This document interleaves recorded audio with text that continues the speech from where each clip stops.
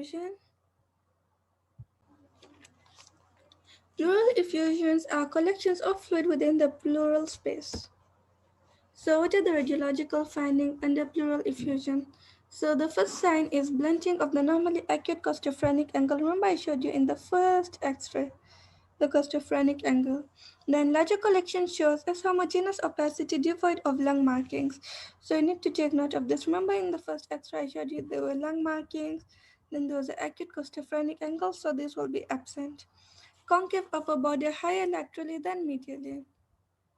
Then there will be loss of diaphragm, loss of the silhouette sign. Massive effusions cause underlying lung to retract to the hilum. I don't know if I'll be able to show you this, but let's hope so. Massive effusion cause complete opacity of the hemithorax and mediastinal shift. If lung completely collapses, there may be no shift. So let's see. So let's look at the diagram. Are you able to see the concave border?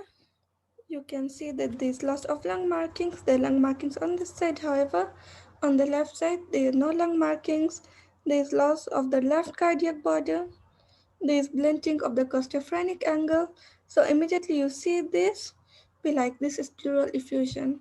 Then another thing is you're able to see the mediastinum and the trachea have actually moved to the contralateral side. Take note of the trachea.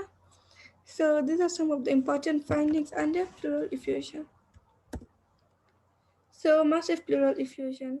So unilateral homogeneous density, mediastinal shift to the right. Are you able to see? Even the trachea have moved to the right. Left diaphragmatic and left heart silhouettes are lost, and then the left hemithorax